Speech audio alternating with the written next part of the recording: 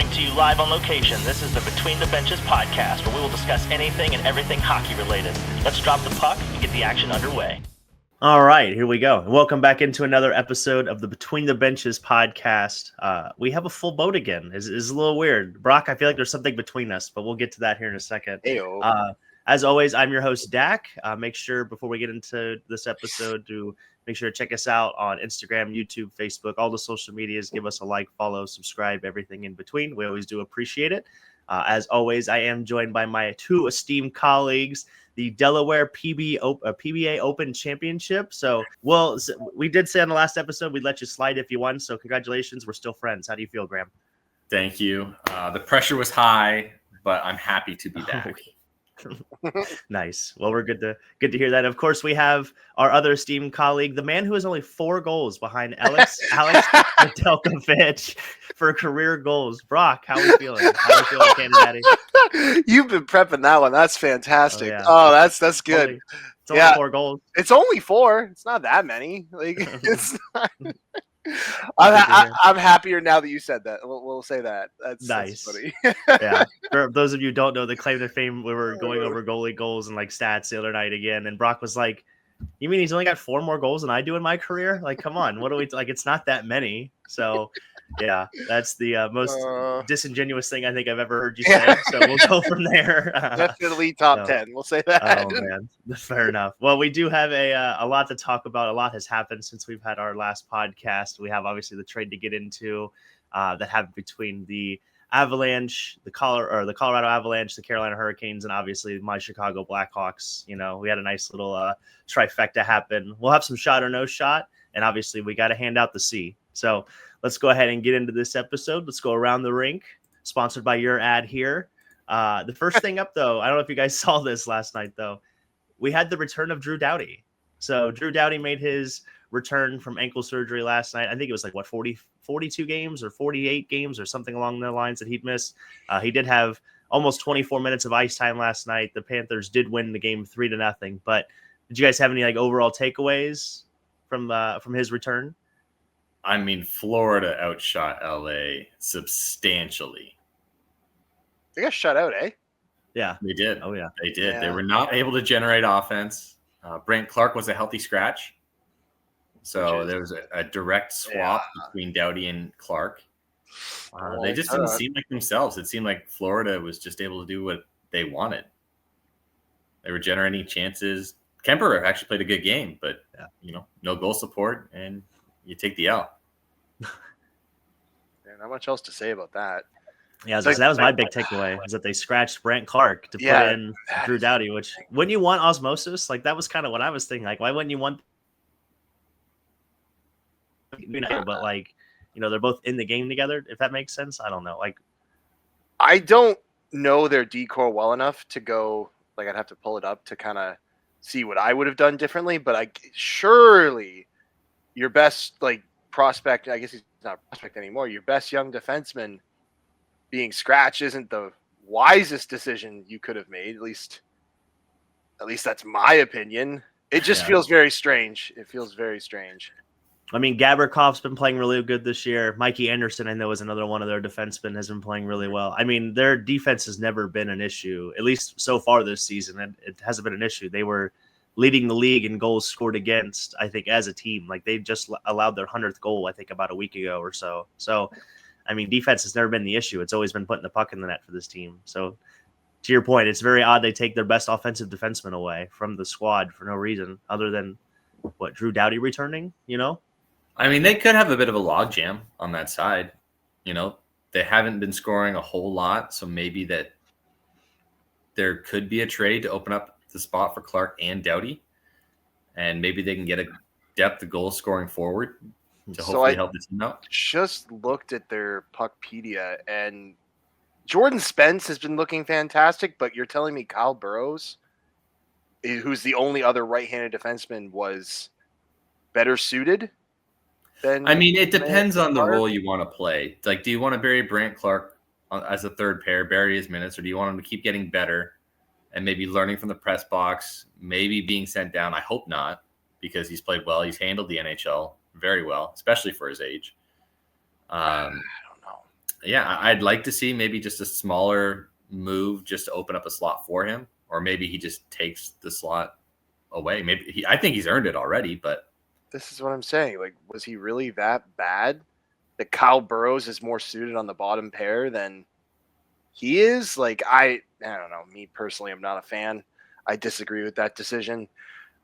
I know we talked about Michkov earlier this season with him getting scratched by Torts, and that was a language barrier thing apparently. And I'm almost certain that Brandt Clarke isn't Russian or like I'm pretty sure he speaks English well. So if it was a language barrier here, I don't know if that's a 1-to-1 comparison, but I don't understand this. I think that that's a mistake. Yeah, I don't know what else to say. I think right now it's just a one-off. We'll see what happens in the future, but I'm sure Clarke will wear that uniform again this season. Yeah, and another big thing I took away was it felt like it had like a playoff feel to the game. You know, Drew Doughty coming back, and it felt like a little bit like the Panthers still show up. That's what I learned too, is that when push come to shove and a big game is played, the Panthers just show up and they just handle business, man. This team is really good. We knew that already, but this team just has another gear that they don't show very frequently in the regular season. They are going to be, back-to-back Cup champions. That does not look like out of the realm of possibility now after last night. That's all I got to say too. So, but transitioning also, it came out the other day under the knife. So Kirill Kaprizov is headed for surgery. It was announced yesterday. He will undergo surgery this Friday to address a lower body injury that has cost him 12 games already this season. He's expected to miss 4 to 6 weeks is kind of the time frame they had discussed, but definitely at least 4 weeks.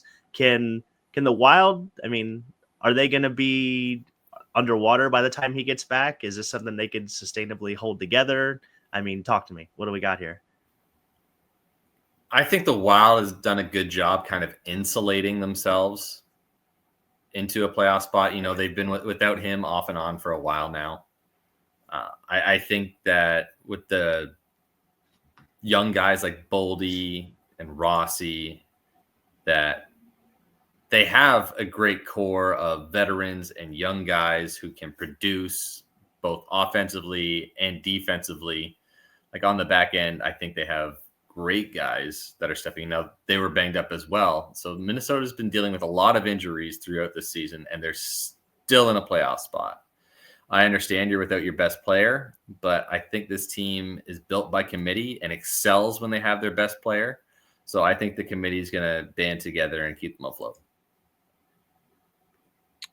They're 4 points up on Colorado right now with a game in hand.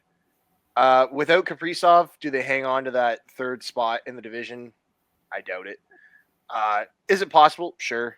Based on, a lot of what Graham just said, it's definitely possible. But with Colorado figuring shit out after the Rantanen trade, and well, we'll get into that in a second here. I think that it's unlikely that Minnesota hangs on to that spot. So they probably follow a wild card. There's no chance they fall out of a playoff spot, though. Like, that would still be a safe bet to me. And as we're recording this, it's funny, the Calgary Flames fell behind the Vancouver Canucks. But again, we'll touch on that later, I'm sure. So yeah, maybe just look for them to be a wild card team as opposed to top 3 in the division. That would be all I'd add to that.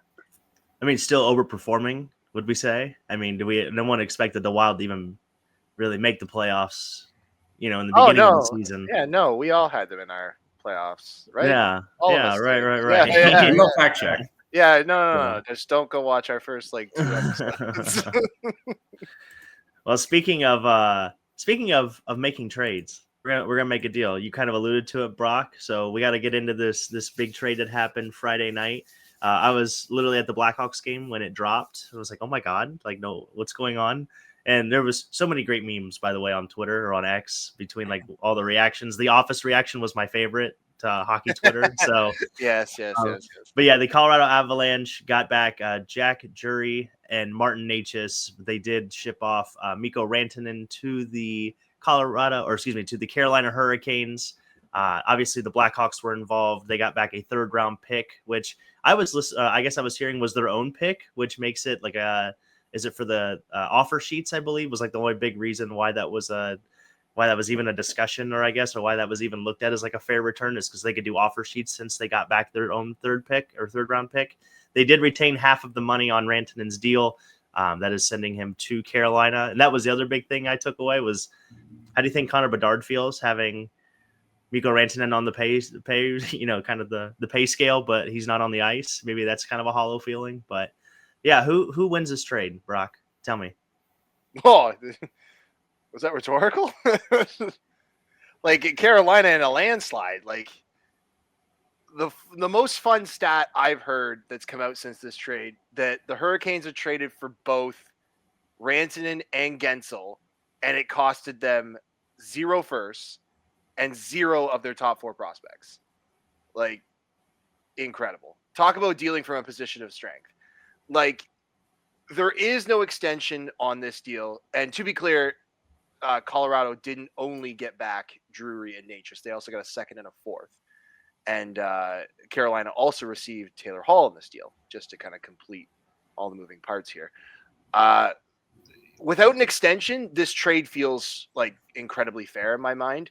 But I stand by when I say, like, when you get the best player in the deal, it's hard to argue that you don't win the trade. So Carolina went from, if they weren't already, maybe a favorite to win the conference in your mind previously, and they could have been, you could have your reservations. But now having Rantanen, they have to be a favorite to come out of the East. I think that it's them, Florida.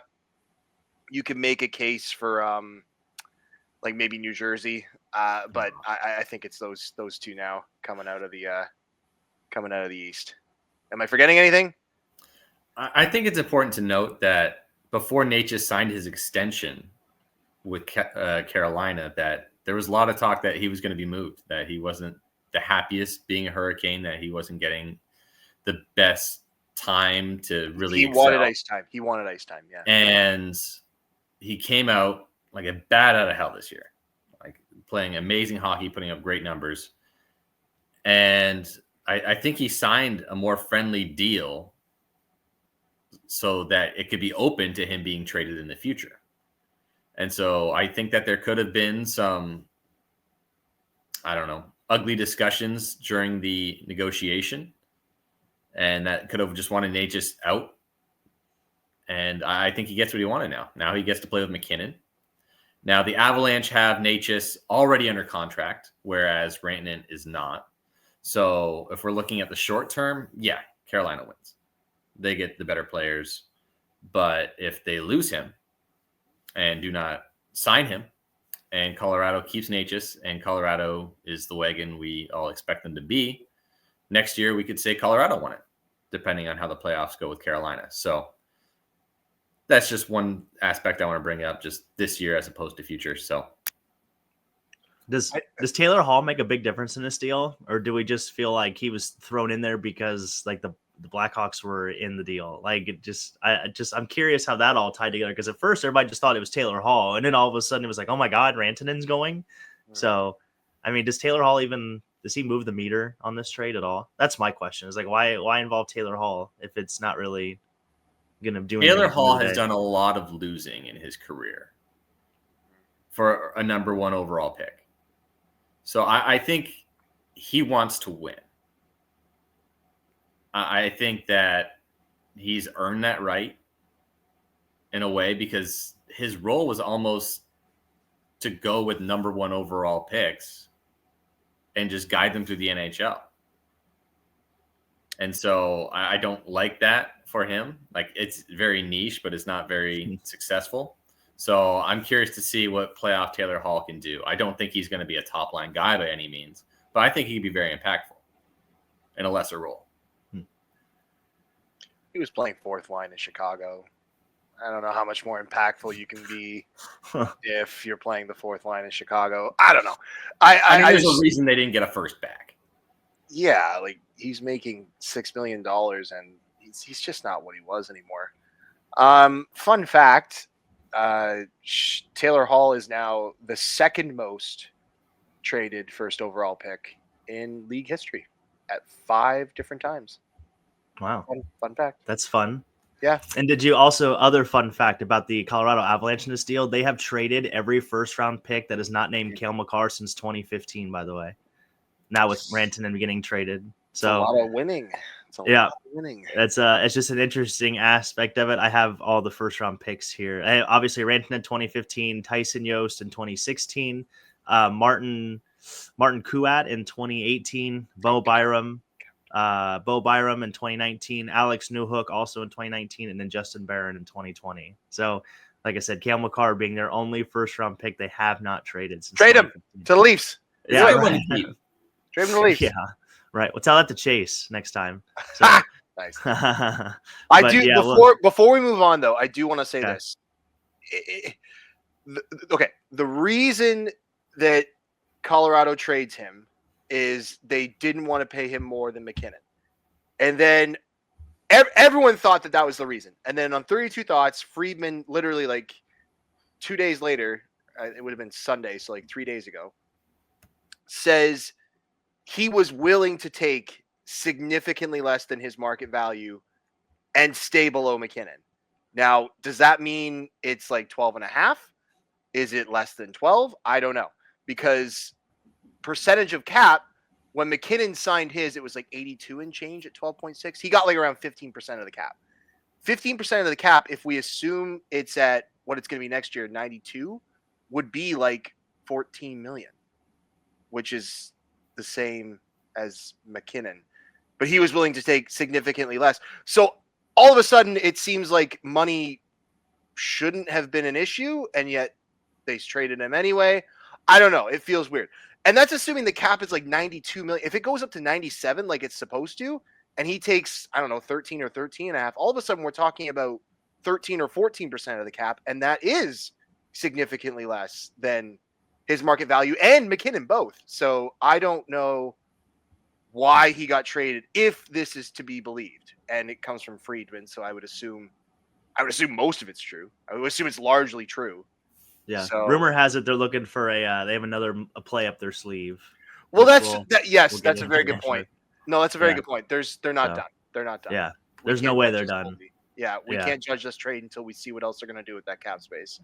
Yeah, for sure. We'll definitely see what happens. But also other news that happened yesterday, staying in the Capitals. So Logan Thompson signed a 6-year, $35 million contract with the Washington Capitals. It's got an average value of $5.85 million per year. The 27-year-old is obviously in his first season with Washington, coming over from Vegas.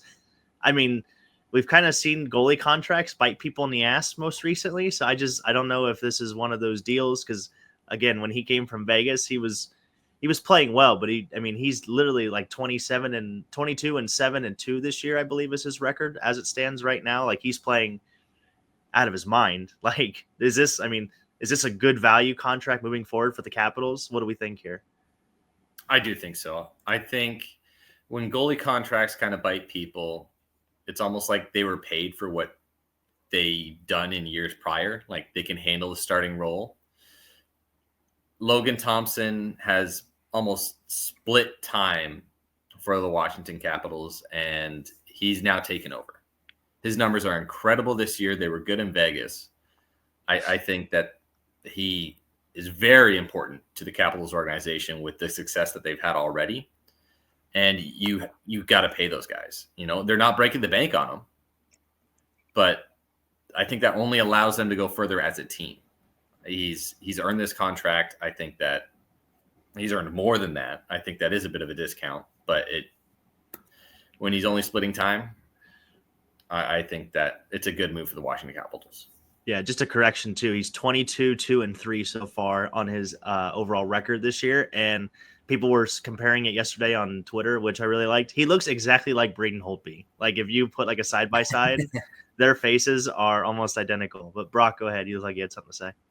No, I just more or less was curious as to Dalton, can we roll the footage? Can you give me the clip of Graham talking about Mackenzie Blackwood in Colorado? Can you roll that footage? Can you roll that footage back for me? I don't know. It's just you've done a total 180 on this like goalie gambling thing. I don't know. Well, I don't think Thompson's a gamble. I think Blackwood's a gamble. I think Blackwood was absolutely a gamble. All you have is an extra like 25 games of information. That's the only difference. And now you're sold? I don't know. Have a lot of more success coming from Logan Thompson than Blackwood's had with other teams. All right. I'm just saying, Blackwood's He's been in the system already. just as good as Logan Thompson in Blackwood's extended Colorado. almost immediately.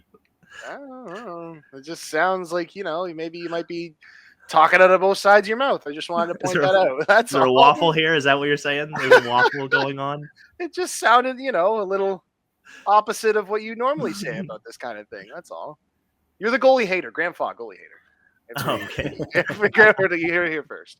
He hates goalies. Yeah, Brock wants to give them all $10 million because Florida won. Yeah, that's me. $10 million to all goalies. Break the bank. That's me. Well, there it is. All right. Well, fair enough. We'll definitely see what happens. Shout out to Logan for getting paid. I mean, it's kind of the all encompassing moment here. Is like all these goalies are getting traded, and one man's trash seems to be another man's treasure. So what's crazy is the goalies keep coming out of nowhere. Also, like who would have thought going into the season that Logan Thompson would be like putting up Connor Hellebuck numbers? I mean, honestly, that's basically he's up there with save percentage. He's up there in goals against with Hellebuck and everything else. So we'll see what happens moving forward. But speaking of moving forward, we had the next man up. So Team Canada will need to address adding a defenseman for their Four Nations face-off after the Vegas Golden Knights announced that Alex Pietrangelo will miss the tournament. It was more of, I think, from what my understanding, it was more of just precautionary. He's obviously a little bit older in age. He didn't want to risk having an injury, or maybe he's dealing with an ailment as it currently sits, and he wants to have that rest period to kind of make up for that injury. But as far as replacements, I mean, is there somebody that sticks out to you guys? I mean, I think Dougie Hamilton makes all the sense in the world here. I don't know why you wouldn't put him, but there's obviously a list of names to go by. Yeah, if you want to go veteran, you got Dougie, you got Ekblad, Letang, Chychrun's having a great year. Drew Doughty's back. I know he'd love to, but I don't think that he'd be the best replacement. But I know probably nobody wants it more than him. If Team Canada has their way, Drew Doughty, puts up a point per game for the next 5 games, and they get to go, yep, that's our guy. If Team Canada has their way. I'm with you, though, Dalton. I think that Dougie makes the most sense from a two-way perspective. Pietrangelo, that's really hard to replace when it comes to style of play. People are talking Bouchard's got to be the next one. I'm like, it's not the right stylistic fit. They already have a car for that. That's what I'm saying. I don't think that makes sense stylistically. But yeah, Dougie makes a ton of sense to me. Most of the other players are left-handed that I would want. Chychrun I would love, but I prefer a righty here. You already have Sanheim, who's probably going to play the right, who's left-handed. So we'll see. But yeah, Dougie would probably be my pick. But if Team Canada has their way, they'd probably love to add Doughty if that was their choice. I will say this. I don't like how they announced Pietrangelo is going to miss this, and he's played every game in the regular season since they said he's going to miss. Yeah. Well, there's no repercussions of NHL players not playing in this tournament, by the way. There's no fines or anything to be handed out. They said the NHL is the priority, not this Four Nations. Sure. I'm just saying, optically, it doesn't look good. That's all. I'm still not convinced that this Four Nations is going to be as competitive as everyone hopes it is. This decision and the way they're handling it makes me lean more towards that sentiment. It's not going to be taken as seriously as I initially wanted or thought it would be. That is a bit of an alarm for me. It's a bit of a red flag. Maybe not a red flag, but definitely a yellow flag. It's not ideal. I don't what do the players get for winning? What incentive do they get for winning this? Just bragging rights? I'd assume there's money. I would assume there's a money incentive. There's money in the All-Star game. Exactly. That's what I'm saying. I'm assuming there is. Seriously. I'm just saying. I'm assuming there's an incentive that isn't nothing. That's all I'm saying. I'm sure it's not just, oh yay, we won. I think it's a cool aspect to showcase the talents of different countries and how much hockey has grown. I don't think it's much more than that. See, I still think it's a tryout for the Olympics next year. And if the players take it like that, why would you leave anything back? Why would you hold back at all if it's a tryout? You're paid to win a Stanley Cup, not get hurt for a tryout.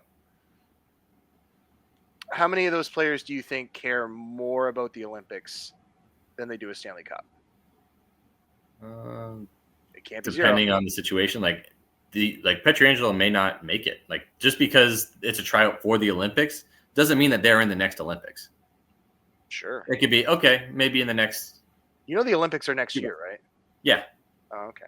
Just making sure. And then if they don't get picked for that Olympics, they got to wait 4 more years. Do you think that Pietrangelo's in that one? Yeah, maybe. Man, with that logic of thinking, why wouldn't Connor Bedard be on Team Canada if that's the case? Because you would think a year from now they're going to add him to. There's always going to be people left off the roster. Yeah, that's fair. All right, well, you can't plan for the future that much. Like Bedard was never Bedard. If he's on Team Canada, has to be playing meaningful minutes, and he wouldn't have been playing meaningful minutes this year, at least not given the current roster they've selected.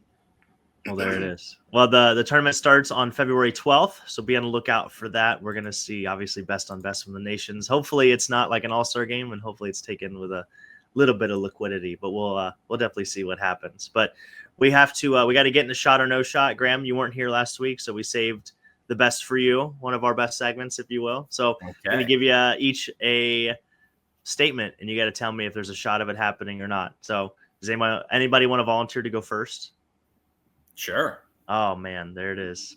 So, all right, Graham, shot or no shot. Mikko Rantanen will sign a long-term contract extension with the Carolina Hurricanes. Shot. I think that Rantanen's going to be out for the biggest deal of his career. I think Carolina has some cap space to do it.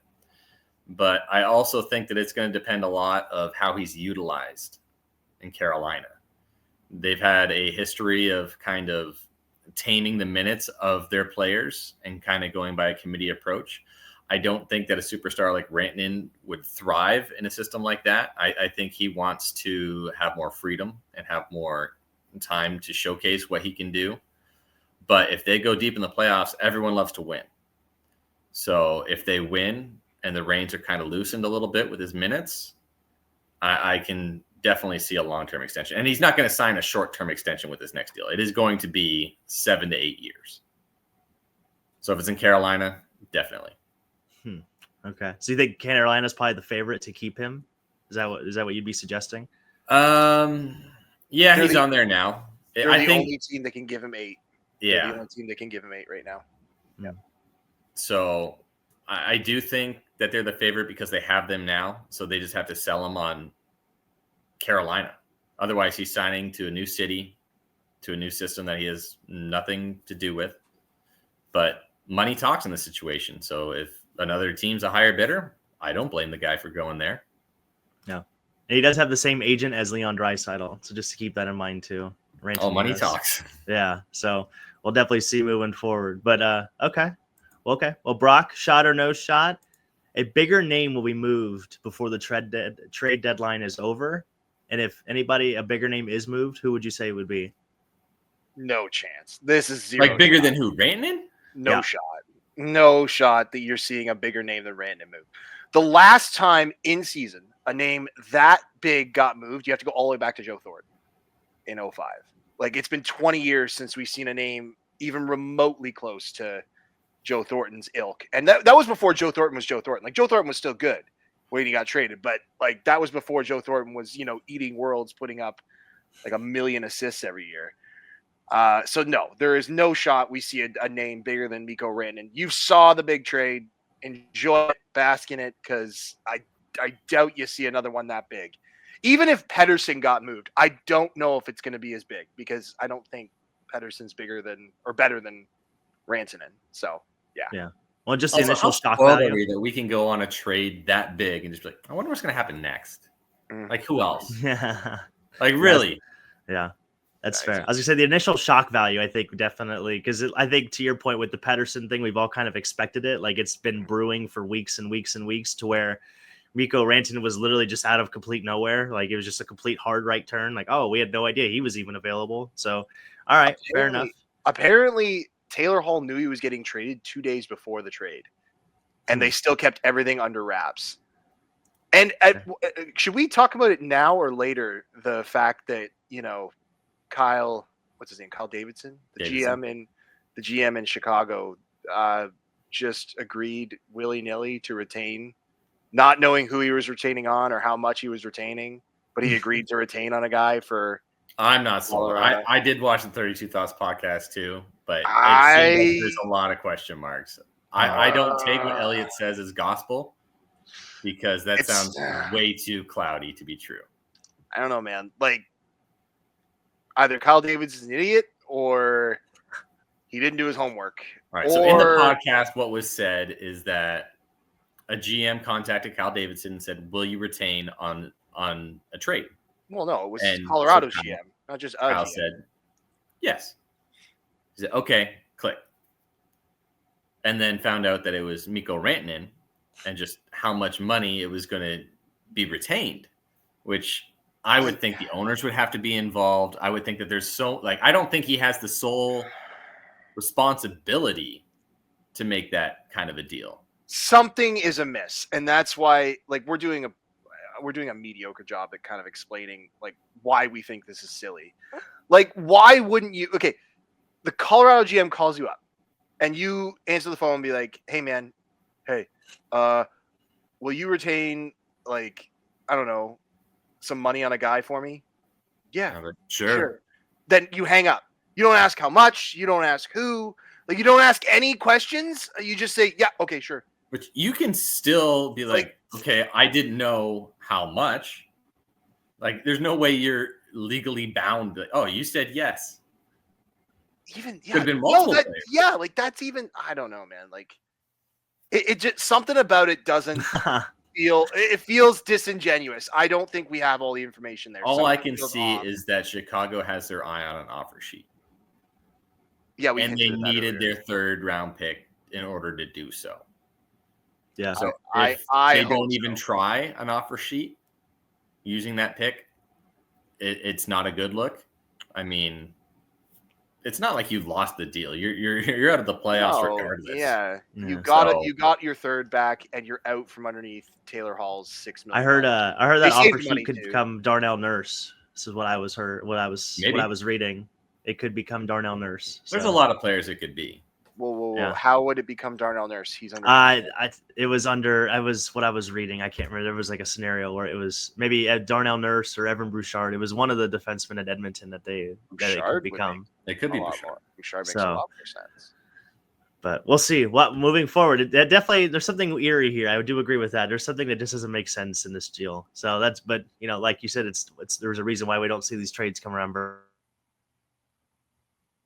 very often with these superstar players. So, Graham's shot or no shot, as is. The Avalanche still have a path to Lord Stanley. If they were not to make any more moves, they were to play with the roster that they have right now. They have a path to Lord Stanley. Or does this team need to make another move? Do they have a healthy Nichushkin and Landeskog? No, not as it currently sits. No. As is, no. If they have these players back that are on the roster, yes. With the roster, as of today, with all the injuries, I don't think so. I think that they're going to put up a fight every game, but I just don't see them winning the majority of them for 3 or 4 series long. Okay. Brock, you want to... And Blackwood's a big gamble, so... Nice.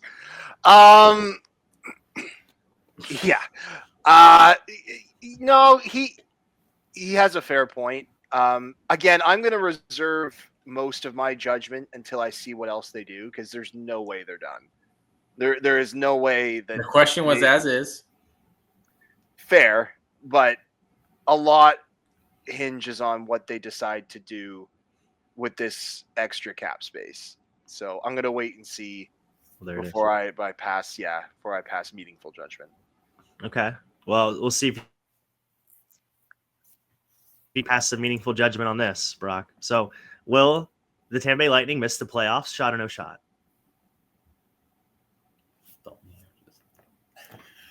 Yeah, you're literally wearing the sweater. I want to shit on them. I do. But that's the Leafs fan in me that wants to just say fuck them. But no, there's no shot they miss. They have a game in hand on Ottawa, who's 1 point ahead of them. And when you look at the way Boston's played this year, I just don't see a world where they also have 3 games in hand on Boston, who they're only a point behind. Who's the first wild card? They're the second wild card. Nah, I just don't see it. They'd have to perform like so poorly, like so poorly. Vasilevsky, if he gets hurt, maybe this is more of a shot, but nah. As they're currently constructed, no, there's no shot. Gotcha. No shot. Well, they're 4-5-1 in their last 10. They've lost 2 in a row. They have been sputtering a little bit, and to your point, they are in the second wild card spot at 55 points. And they do have a couple games in hand on the teams they're chasing. But, CBJ, that race for the second wild card spot, or even just the 2 wild card spots in general in the East, is going to be all the way down to the last game of the season, it feels like. So I don't know if you can ask for much more when it comes to playoff hockey than that. I was going to say, I hope so. So, well, fair enough. Well, I appreciate the shot or no shots. I appreciate you taking it easy on me there. I gave you a chance to just completely rip my heart out, and you decided not to. So we're all growing and learning. I feel like the Brock of 18 episodes ago would not have done that. So good on you. But we are going to shift into the power rankings. So the top 5 teams according to Between the Benches, and I think Graham, you're going to go first. Yeah, let's have Graham go first. Why not? All right, we going 5-1 or 1-5? Oh, we're 5-1, baby. 5-1. I'm going to go with the Dallas Stars at number 5. Okay. I think Jason Robertson's heating up. Their young guys are doing well. Now, Heiskanen's just recently hurt, but that may dampen them, but they're still a good team. Number 4, I got the Golden Knights. They are stumbling now, but I do think that they are still a winning team. I think that by the end of the year, they're going to be high up in the standings, remain high, even climb. Number 2, I got the Washington Capitals. I think they're a good team. I still think they're overachieving. The shots they have, I think, are bottom 3rd in the league in total shots per game, but they're almost leading the goals scored, or at least top 3.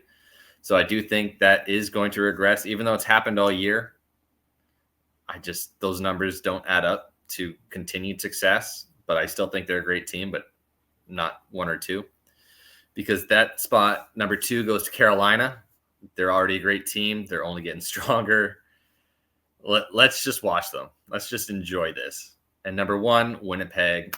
They can do it all. They can score. They got the goalie. They got someone in every position to succeed. Just number 1. Okay. All right.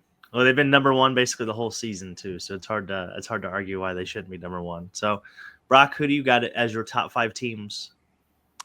My list is kind of incredibly almost identical to Graham's because we never agree on stuff like this, which is hilarious.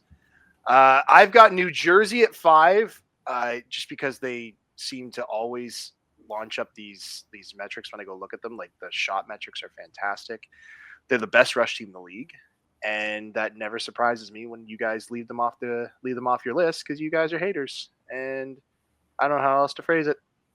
But we inverted Washington and Vegas. I have Washington at 4, Vegas at 3. I think that if I had known Vegas's last 10, I might have flipped them to agree with you exactly, Graham, but it's neither here nor there. We're talking about 2 of the best teams in the league. You said it best.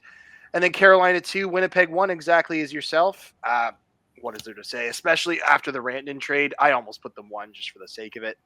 But with Winnipeg, being so dominant last night, I figured, or last night or the night before, whenever this last game, they deserved number 1 again. So might as well put them at number 1. Yeah. How do we think Jets fans feel right now? Because like I said, when I had a little bit of optimism in the beginning of the season for the Jets, their Reddit army came out in full force. It's like, don't worry, this happens every year. Like this, like, stop talking about it. I mean, they sound almost like you. I wouldn't blame. I don't think they've earned the right to be like Toronto fan status, though. Okay, well, see, that's what I thought too. I don't like the backhanded compliment you just gave me. I don't like that at all. Oh, it wasn't just for you. You're not alone. I don't like that at all. We'll keep that in mind moving forward. So, but yeah, I have for my top 5, I have Carolina at number 5. I think it's still a little too early. I think we need to see how they mesh. Again, I don't know if Taylor Hall is still going to be able to make a difference. He's slated to, I think, play on their second line, which I think we'll see how that goes moving forward and gelling and stuff like that. I'm just a little I'm a little pessimistic just because their goalie situation as well moving forward. So we'll see what happens there. I have Vegas at 4. I think this is probably the best defensive team in the league, up there with the Kings as far as D-core and what they can do and the style of hockey they can play. I have Dallas at 3 just because Dallas beat them the other night in overtime, and I just think Dallas has a little more offensive prowess as far as from a group standpoint, maybe from they may have the best overall player between the two teams and Jack Eichel, but I think the group itself is more constructed and balanced than Vegas is from that standpoint. 2, I have Winnipeg, just because I get yelled at every time I put Winnipeg 1. So I put Edmonton at number 1. I think that Edmonton has been playing really well recently, even without Connor McDavid. They now lead the Pacific, which hasn't happened all season, and they just seem to have really good second half of seasons that seem to kind of slingshot them into the Stanley Cup playoffs. But I just think this team is really good. They've got the 2 best players in the world between the two of with Draisaitl and Connor McDavid, and I don't know if there's a hungrier team out there than Edmonton to win a cup again, just because of what happened last year. I think what happened last year is going to propel them into winning the cup this year. Very similar to when the Lightning got swept and then they won the cup the very next year. I just think you see a little bit of that extra motivation. So, fair enough. Wow, I can't believe you guys aren't shocked. And I'm shocked, but I'll let you have it. Okay, a little shocked. So we'll go with a little shock factor, not a big shock. Edmonton right? number 1. Edmonton number 1. Yeah, they're leading their division. So there's nothing else to say. There's 3 other divisions too. Yeah. Well, who was in the cup final last year? Who won the West last year? I can't remember. Did it go in? I didn't see it. Did it go in? Did the winner of the East beat them? They did, but that you still have to get through the West, which is you can't control what conference they're in. How do you know they wouldn't beat Florida if they were in the East? Because they didn't beat Florida. Didn't beat Florida. It would have lost sooner. How? Wow! What a concept! Like you don't know that. You are just you don't our know viewers that. To this. Our expert opinions. Yes. Well, you're allowed to have your own expert opinion. See, I was going to let you have it, and then you just wanted to keep talking about it. Yeah. So. You're an Edmonton homer. Dalton. It's fine. I guess I am now. It's fine. Yeah. I guess fine. I've got a couple different homer teams that I'll put my cap on for. But speaking of putting my cap on for, I'm going to go ahead and put my thinking cap on because it is time for the Fantasy Corner with Kana Daddy. So this is for the week of February 3rd. So next Monday. Brock, take it away. Make it smarter. Let's make this quick and dirty. So next week is very spread out when it comes to off nights. I didn't look up the total number of games. I meant to do that. Oh well, get that next week. But the teams that play 4 times with 2 off nights: Montreal, Tampa Bay. So they are far and away the best 2 to target next week. 4 games, 1 off night: Ottawa, Utah, HC. Worth noting, can we add this to a later segment? We should talk about the Utah naming situation. I think that's interesting, but that's just a note for later. 3 games, 2 off nights: Chicago, Edmonton, Los Angeles, Rangers, and Nashville. And then the teams that only play twice next week, so these are teams you do not want to target, are Winnipeg, Anaheim, Buffalo, and Detroit. I believe Winnipeg has 1 off night on those 2 games, so do with that what you will. Again, I've changed my thinking on this particular segment. I'm going to start, I think, naming names. I think given most Yahoo standard leagues, like if you play in a Yahoo Money League, for example, it's a 12-team league with standard Yahoo categories of goals, assists, plus minus, power play points, shots, hits, and then your 4 standard goalie categories: wins, goals against average, save percentage, and shutouts. So I'm going to start potentially recommending players based on those stats. I'm not going to reserve myself to try to not talk about players at all, just because I don't know league formats, and I don't. And if we ever do get enough of a following that people want to write in to this segment to ask questions, then maybe we can get more specific, because then you can add the context. I just wanted to add that to this portion. Going forward, I might start recommending more names based on percentages owned in those standard Yahoo leagues, which are 12-team leagues.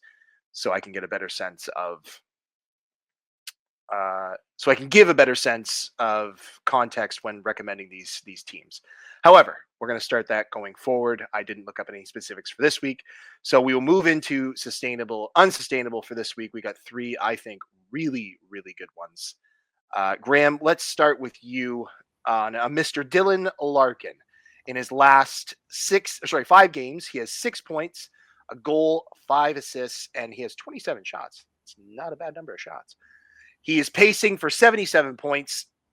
Is this sustainable or unsustainable for Mr. Dylan Larkin? Sustainable. I think he's been the number 1 guy in Detroit for a while now. I think that the cast around him's getting better. And you kind of saw it in Kane, just the surge that he had before he got hurt. It just really turned up the entire offense. So, sustainable. If not better. Mr. Cooper? I was gonna say I would argue it's been like it's supposed to be better just because the type of player Dylan Larkin is expected to be. You know, he's their number 1 center, and he's been really good for the last probably 2 or 3 weeks, especially. But if this team is gonna go where they want to go, I think Dylan Larkin needs to be a higher performing player even than what he already is. So I would say not sustainable, but in a good way. I think he sustainably needs to keep evolving his game, more points, more goals, whatever the case may be. I think those are 2 reasonably measured takes. Okay, so he's shooting at 13.7, which is almost a carbon copy of what he's been averaging the last 3 years. So that's very sustainable. Plays almost exclusively with Raymond, but also you throw in some DeBrincat, Marco Kasper into that mix. He's also played some with Tarasenko and Patrick Kane, but mostly Raymond. Raymond's his biggest partner for sure. And then you look under the hood a little bit deeper. I think you guys have knocked this one out of the park. I'll be honest. I thought maybe one of you would give me something a little more outlandish, but the IPP is, if anything, it's low. It's at 62.7%. In the last 3 years, he's averaged closer to 70. The 5-on-5 shooting percentage is only 9.1. That's average. If not, you could see an improvement.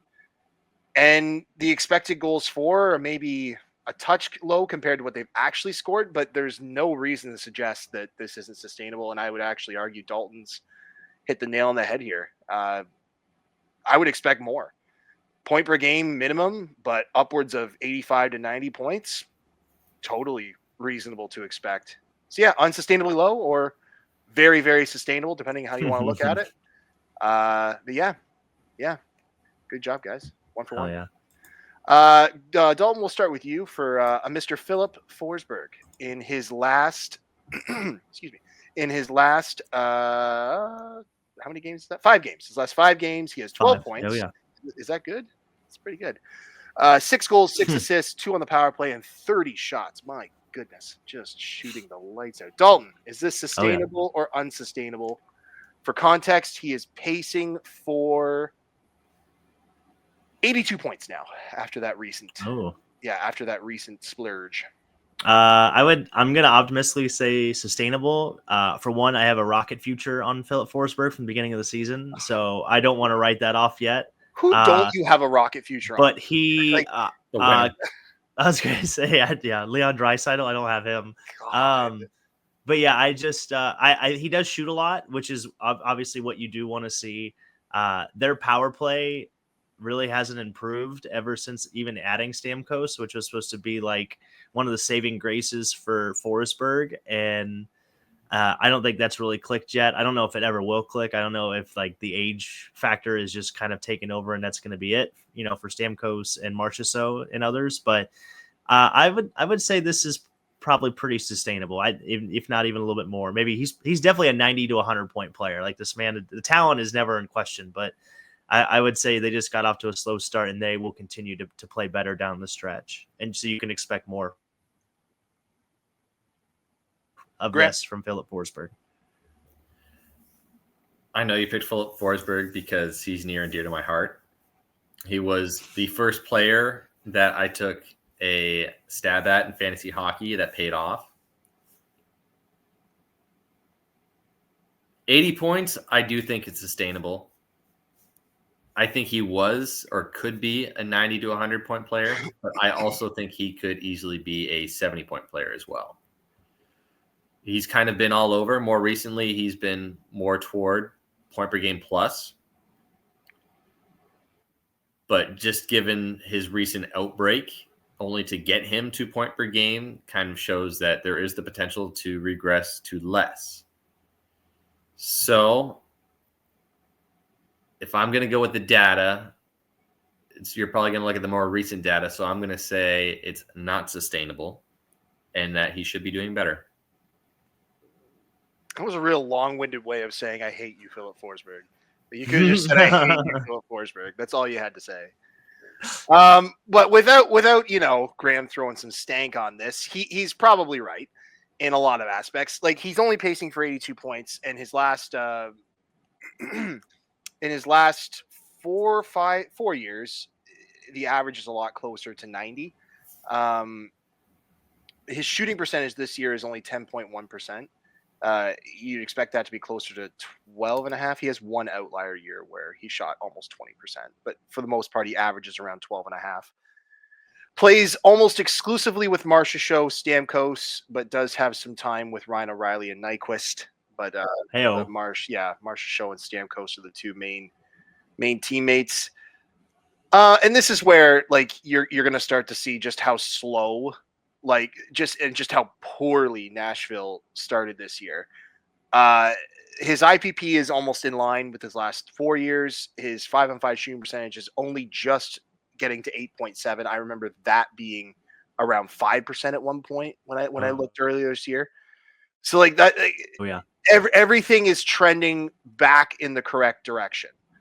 Like, the expected goals for is 32.86. Actual goals for at 5-on-5 is 37. So that's maybe a touch more, but everything else is in line with what you would expect, and it's only point per game because he should be trending for closer to 90. 90 seems to be this guy's sweet spot. So yes, Graham, as much as you do hate this man and you do want to see 70-point player Philip Forsberg, I just don't think that's in the cards until the age completely takes over. How old is Philip Forsberg? He's only 30 and a half. He's not that old. He's going to be a 90-point player for probably the next 4 or 5 years.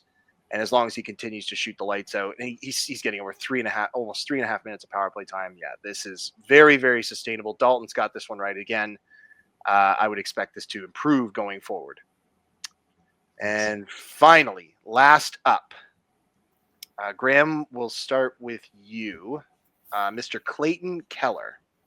For context, Clayton Keller has 10 points in his last 5 games, 4 goals, 6 assists, 3 on the power play, and only 11 shots. You don't like to see that, but it is what it is. And he's pacing for 90 points this year. He's paced for over point per game his last 2 years, 77 the year prior to that. Is this current pace going to leave him at a sustainable 90-point pace or unsustainable? What do you think? Okay. So with Utah, they got better by getting Sergachev and Montour? Or no, which one did they get? They got Sergachev and Dursey. No, Montour. Dursey. Montour's cracking. Dursey. Okay. So I do think that there's a better supporting cast. I think that they're a lot more mobile. They can get the puck up ice more effectively, which can help his numbers. He's always been one of those underrated guys who puts up a lot of points, but isn't really a big name for whatever reason. His stats should be. I'm going to say 90 points, not sustainable, but I don't think it's far off. Okay. Yeah, I would tend to agree with that. I see him more as point per game, not point and a half per game, or not even the point and a quarter a game. To that point, if Utah could add one superstar, I feel like it would just completely change the outlook. Maybe not even a superstar, just one really good, I don't want even maybe a step below a Rantanen. It didn't even have to be a Rantanen, just somebody even maybe a step below that. A Brock Nelson even, I think would make wonders for this team. Just one more guy. And they also play, I know they play in the West, Graham, which I know is just, it's not the East. So But Nice. I would say this is a little this is a little unsustainably high, is what I would say. Okay. Well, let's have a look under the hood. So he's currently only shooting 2.5 shots a game, which is low in comparison to his prior 3 years, but the shooting percentage is almost exactly where you'd expect it to be. 14.9%. He's a career 12.5, but the last 4 years would have him around 15.5. So that's in line. Yeah, nothing crazy there. Gets over 3 minutes of power play time, so check that box. 3's like the par for us. We like to see at least 3 minutes. Plays almost exclusively with Schmaltz and Hayton. Like you can also throw Logan Cooley in there a little bit. He's also seen some time with Genther, but Hayton and Schmaltz are his two main companions, and him and Schmaltz seem to have had chemistry from the word go. And then you look under the hood. Yeah, there's nothing that's going to change.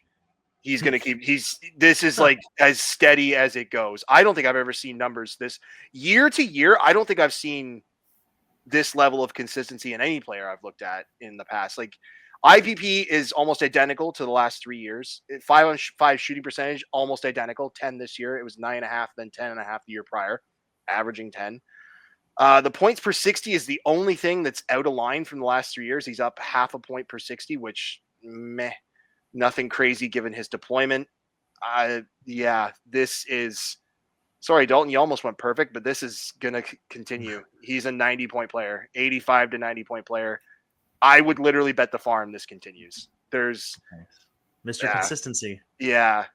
So, like, with that being said, like the last 5 games are an outlier. He's not going to do that the rest of the season, but those last 5 games have put him back into this level of consistency. Just bank on, Clayton Keller putting up 85 to 90 points and just pray to God he shoots more one year and you've got yourself a gem.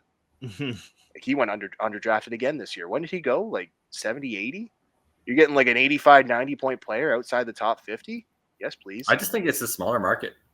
It must be. Like, damn. Yeah. I will not be hesitating on Clayton Keller next year if he's outside the top 50. Just grab him. His IPP is really, really high. Like, this is why I'd be curious to see him play with someone that's, better than Nick Schmaltz. Like, that's no slight to Nick Schmaltz, but like his IPP is 80%. Like, that's bordering on McDavid level, and he's done it for years. Like, that's really, really high to have that consistently be 75 to 80%. That's really, really good for an IPP to be that high, that long. So yeah, Clayton Keller. Peace. And I think that will conclude this week's Fantasy Corner. Well, there it is. Graham hates Philip Forsberg. Back to you, Dalton. He is my first NHL autograph who still plays. My first NHL autograph of retired is Bobby Orr. Is he good? Was he good? I heard he so he's in good company. Connie was a big fan. I like who autograph I have. Shout out Connie. Yeah, shout out to Connie. Her favorite player. I'll never forget that. So, speaking of shouting out, Brock, is there anything you'd like to say to Ryan Graves? Oh, Jesus Christ. Gotta do this every goddamn week, eh? Yeah, this is your weekly Dear Ryan Graves. That's why I should just call this instead of like the pointless player update. We should just call it Dear Ryan Graves. I think you both lose at this point. We are over half the year. This is ridiculous. This bit was supposed to last like a couple weeks. And Ryan Graves said, "Hold my beer." He said, "Hold my stick," because he's not using it. Like, oh my God. As soon as Numbnuts went down with the injury, no disrespect, it was serious. Mike Riley. I forgot your name. Sorry. Mike Riley, Numbnuts. No disrespect. Yeah, no disrespect. God, that could age poorly. No, like as soon as he went down with his, little heart condition, however small that might have been. Yeah, he just hasn't. I thought it was over and we wouldn't be talking about this, yet here we are. Yep. I mean, maybe Ryan Graves has the same issue. It's just undiagnosed, and that could explain this play. I mean, it's entirely possible. I wouldn't rule it out. I'm no doctor. I wouldn't rule it out. I wouldn't rule it out. Yeah. All right. Well, fair enough. Well, Ryan Graves both do a punishment at this point. No. Because every time we bring it up, it feels like a punishment to me.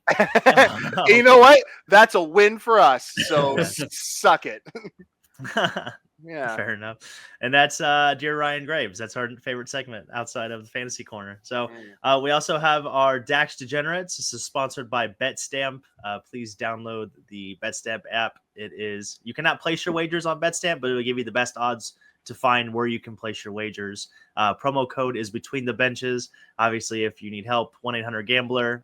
Please be 18 years of older before using the app and everything else. But we are going to go with the Minnesota Wild over the Montreal Canadiens in Montreal tonight. Plus 114 is where you can find it on the money line through BetStamp. So we had another one. Graham also was feeling the Islanders over the Flyers for back-to-back, but luckily we talked him out of it, I think. I don't know. Something about the Flyers getting embarrassed one night and turning around and winning the next night just feels like something the Flyers are going to do. So I mean, the Islanders are also 8-2 in the last 10.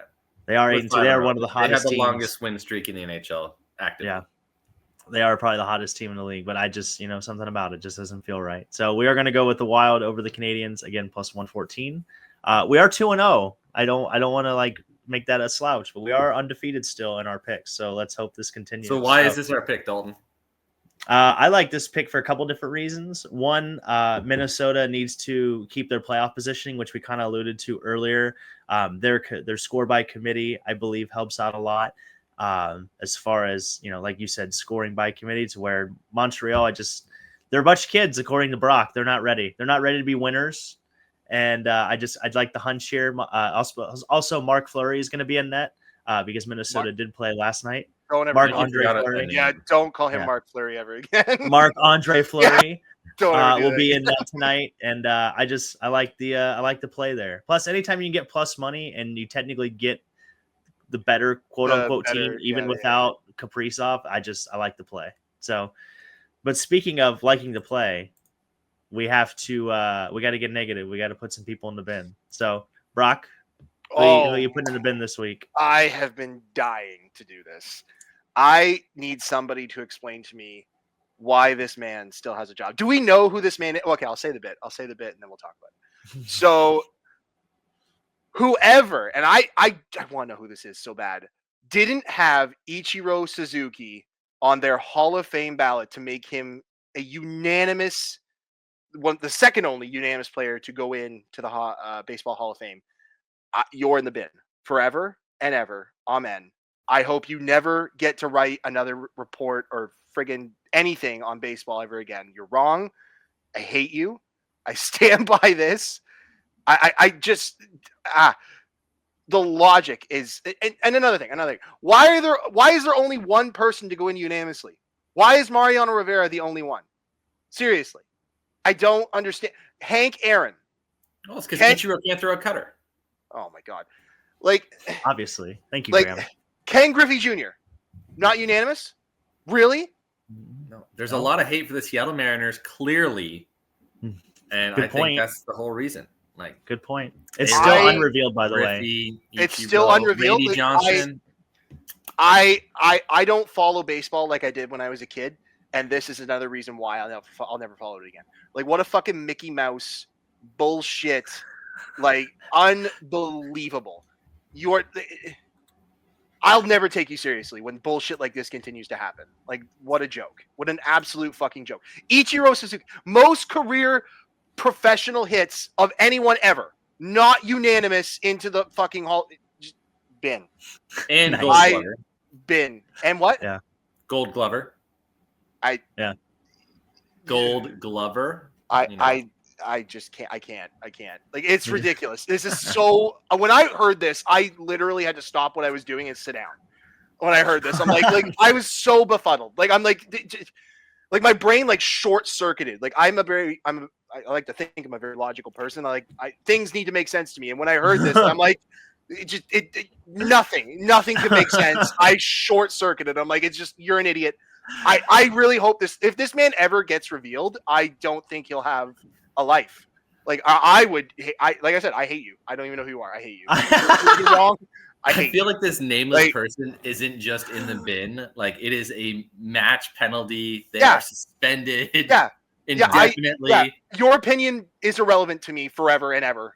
like forever Amen. for the rest of the time. Yeah, your opinion doesn't mean anything to me. I You're think an now's idiot. the All best time You're an to idiot. admit that it was Dalton who. I hate you. You're so wrong. I will die. There on it that is. You're There so it is. wrong. Now that is very God. odd. Oh, That the only man that Cutter is the only 100% Hall of Fame ballot receiver. That is interesting. That Mariano Rivera is You the know only it's one. coming. So, all right. not Well, gonna hit that was a good one. That's a good one. That's a good bin. I think a lot of people are going to agree with you on that one, Brock. So, Graham, who you put in the bin? I'm going to put the Utah Hockey Club in the bin, or at least their marketing. Oh, good. We are. They're allowing the fans to vote as to what they should be called in the future. Now, they never said that it was going to be a full-on fan vote that will get final say. So there was 4 options. It is now down to 3. The one option was supposed to be the Yeti, but due to copyright disputes, they are no longer to be called that due to the cooler company, which is that fucking stupid. Clearly deserves it. But now the remaining names are the Mammoth, remaining the Utah Hockey Club, and is it the Wasatch?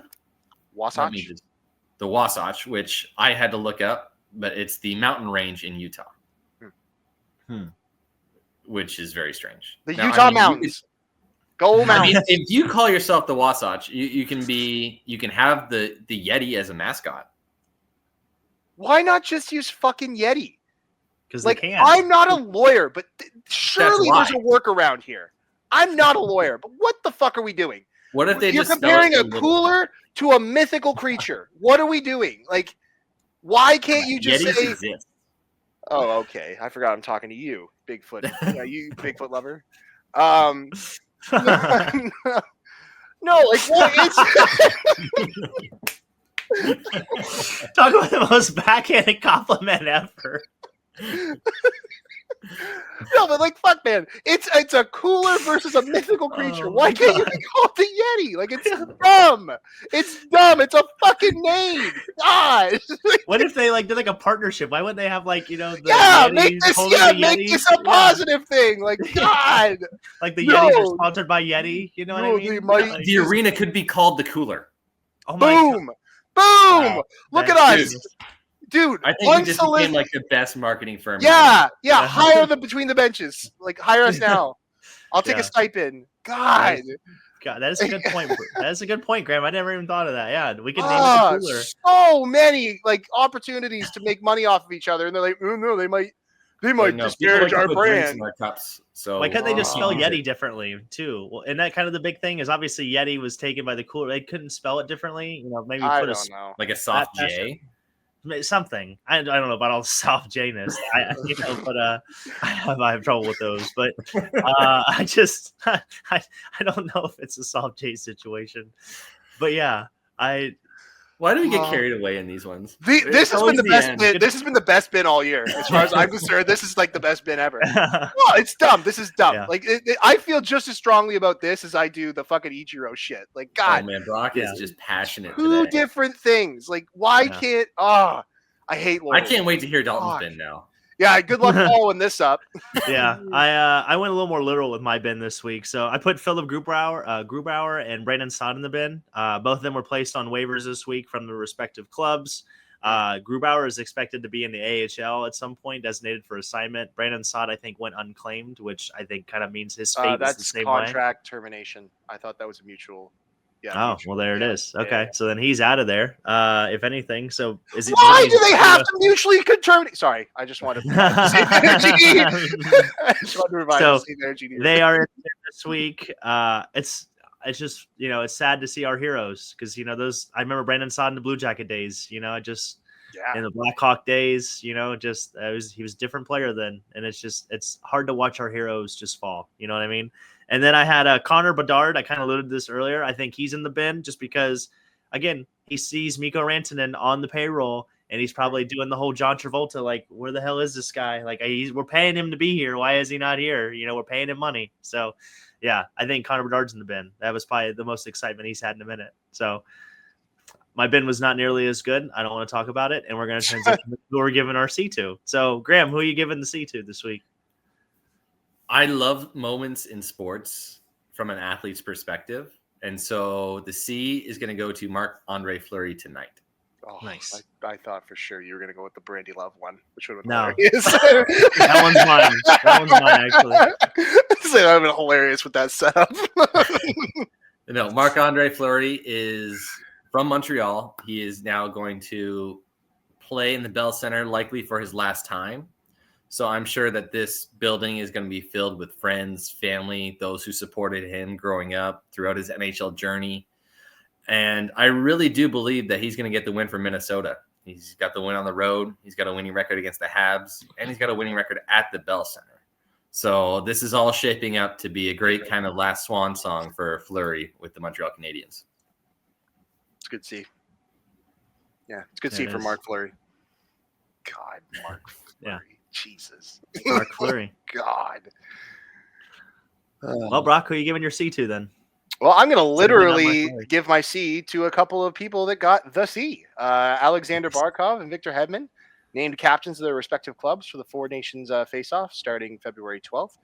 I will parlay this into why did they get their captains before Canada did? Like, everyone knows who Canada's captain's going to be. We knew, like, before. We know for obviously Trudeau. Yeah, obviously. Nice. Like, why? How do the two countries that I think have the least, maybe not the least obvious, like those are two solid picks. Hedman could have been obvious. To get the C when like I said, Canada, I even think the States is kind of obvious. Isn't it like an obvious, like Matthews? Does that not seem obvious to you guys? Jack Eichel? I guess now that I say it out Hughes? loud, I guess Either or. you could go Hughes too, yeah. Either way, I just think Canada was like a layup and they haven't named theirs yet for some reason. Maybe it's a marketing decision. I don't know. This is a C. We're giving the C. C. Nice. Hedman and Barkov, you get the C. Sidney Crosby, you also get the C. I'll literally There it is. bet that if you can. Unless it's Drew Doughty. So Yeah, unless. we'll see. We'll see what happens. Aiden Well, Hill. good C. Good C. Oh. Showcase. Jordan Binnington? Shut up. Maybe. You're ruining it. What about Jakub Dobeš? Jakob It Dobeš. could be. Anyway, I'll take him as our okay. goalie. I'll take him as our goalie. good C. Good C. Well, I'm giving the C to the Red Wings because adult star Brandy Love was spotted over the weekend at the Detroit Red Wings home game.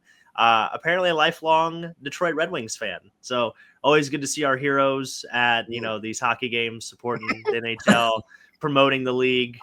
I swear I thought that's what Graham was doing. If you're not familiar with Brandy Love and her work, you should definitely check her out. Hero to all of us, generations to come, I'm sure. Yeah. Click the link in description. Yeah, that too. So, shout out to, like I said, she's getting the C. More importantly, the Red Wings. They have been playing well. Yeah. Hey. Shout out to hockey. They're on the up and up. So that's who I'm giving my C to. That's every part of the C. So Good hard C there, Dalton. Yeah, I thought so. Hey, when I saw her, I just happened to see like the picture. And she was cheered and everything. She's just like a fan. Always good to see. Are you sure you weren't just looking at the wrong tab on your computer? Yeah. Yes, I'm positive. We cheer for fandom around here. Okay, the way that I was cheering at my projector on Saturday is the same way that Brandy Love cheers for her Red Wings. Okay, so that's fair. You heard it here first. Dalton and Brandy Love cheer together. Yes, yeah, They're both screamers.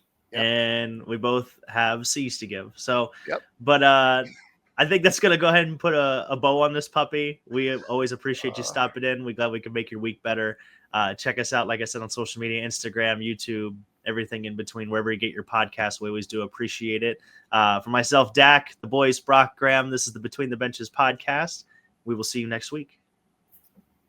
And that concludes this week's episode of Between the Benches. Make sure to follow us on Instagram and check us out on YouTube. Also hit the like and subscribe button and look out for the next episode. Until next week, you Harley Riders. Doc, what a fitting ending!